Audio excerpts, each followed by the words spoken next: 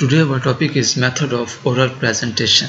आज हम जानेंगे कि oral presentation के methods क्या हैं, types क्या हैं और oral presentation को किस तरह से हम deliver करेंगे। तो सबसे पहले हम देख लेते हैं कि oral presentation है क्या।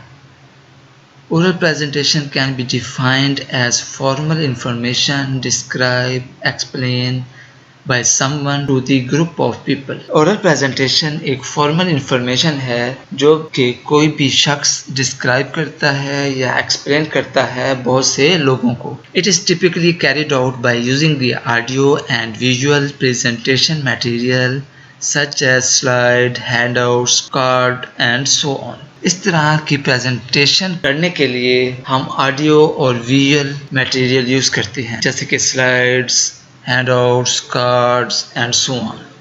तो यहाँ पे हमारे पास आ जाता है मेथड्स ऑफ ओरल प्रेजेंटेशन या टाइप्स ऑफ ओरल प्रेजेंटेशन। दरअसल ये मेथड्स या types of delivery of oral presentations हैं।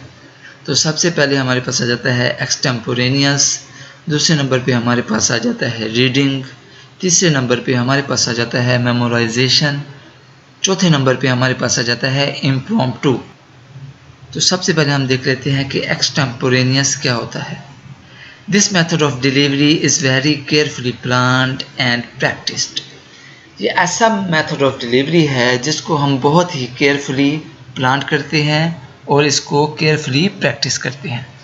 In it the speaker makes a presentation with the help of N outline, note cards और विजुअल एड। ये एक ऐसी presentation होती है जिसमें स्पीकर आउटलाइन, नोट कार्ड्स और विजुअल एड का इस्तेमाल करता है।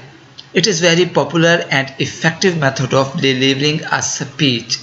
ये बहुत ही मशहूर और effective method of delivering of speech है और अक्सर औकात ये मेथड यूज़ किया जाता है। In this way the speaker can glans at his notes, keep eye contact and speak in a natural conversational tone.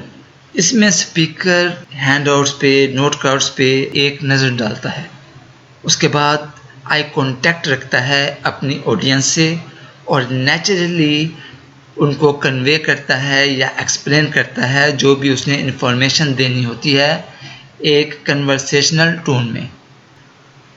दूसरे नंबर पे हमारे पास आ जाता है reading. In this method the whole presentation is read aloud. इस method में आप तमाम की तमाम प्रेजेंटेशन ऊंची आवाज़ में पढ़ देते हैं। It helps a speaker when the presentation has technical और कम्प्लेक्स टॉपिक। इस तरह की प्रेजेंटेशन उस वक्त काम आती है जब स्पीकर के पास एक टेक्निकल या कम्प्लेक्स टॉपिक हो। If you choose to read your speech, practice enough so that you can still have eye contact with your audience, otherwise your speech may become boring. इस स्पीच में भी आपने eye contact का ख़ास ख्याल रखना होगा। चाहे आपने स्पीच को रीड आउट करना है लेकिन फिर भी आपने अपनी ऑडियंस के साथ आई कांटेक्ट रखना है ताकि आपकी स्पीच बोरिंग ना हो जाए। तीसरे नंबर पे हमारे पास आ जाता है memorisation. Few speakers today memorize complete speeches. कुछ स्पीकर्स ऐसे भी होते हैं जो तमाम की तमाम स्पीच याद कर लेते हैं। However, it can be useful for short speeches. ताहम इस तरह की प्रेजेंटेशन या इस तरह का method of delivery short speeches के लिए ज़्यादा मुफीद है। In case of a long speech, often the first few words of statement can be memorized. अगर आपकी स्पीच बहुत ज़्यादा लंबी है तो ये बेहतर है कि आप उसकी कुछ स्टेटमेंट्स या कुछ लाइंस याद कर लें।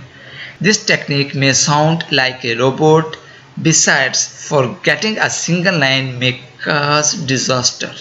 इस टेक्निक को हम रोबोटिक टेक्निक कहते हैं क्योंकि इसमें आपने रोबोट की तरह बोलना होता है। बजुज़ इसके अगर आप कोई लाइन भूल जाते हैं तो इस वजह से आपको बड़े नुकसान का सामना करना पड़ सकता है। चौथे नंबर पे हमारे पास आ जाती है impromptu. It means a speech made without any preparation और made on the spur of the moment. इस मेथड ऑफ डिलीवरी में आपने एट द मोमेंट स्पीच बनानी होती है या एट द मोमेंट आपने आंसर करना होता है किसी भी इंफॉर्मेशन के बारे में। In so many situation you are asked to make a speech और ऑफर योर कमेंट्स। बहुत से लम्हात ऐसे आ जाते हैं कि आपको कहा जाता है कि आप फौरी इस पर स्पीच बनाएं या आप फौरी इस सिचुएशन में कमेंट करें। इस तरह की स्पीचेस ज़्यादातर आपको मीटिंग में फेस करनी पड़ती हैं। When you are asked to speak off the cuff, जब आपको कहा जाता है कि आप अपने कमेंट्स दें या आप अपनी स्पीच करें बगैर किसी प्रिपरेशन के, तो टेक अ मोमेंट और to think through what you are going to say. तो आप 1 या 2 लम्हे के लिए सोचें कि आप क्या कहने जा रहे हैं, उसके बाद आपने जो कहना है वो आप कह दें। Avoid the temptation to beat about the Bush.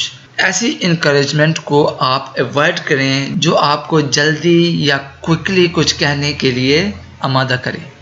तो इस तरह की टेम्पटेशन को आपने अवॉइड करना है और कुछ लम्हे के लिए सोचकर आपने उस सिचुएशन के बारे में या उस स्पीच के बारे में आंसर करना है। तो यहाँ पे हमारा आज का टॉपिक एंड होता है। आपको इस टॉपिक से रिलेटेड या किसी भी टॉपिक से रिलेटेड कोई भी इशू है तो आप मुझे ईमेल कर सकते हैं। Subscribe, share and press the bell icon so you can have more informational and educational videos. Thank you.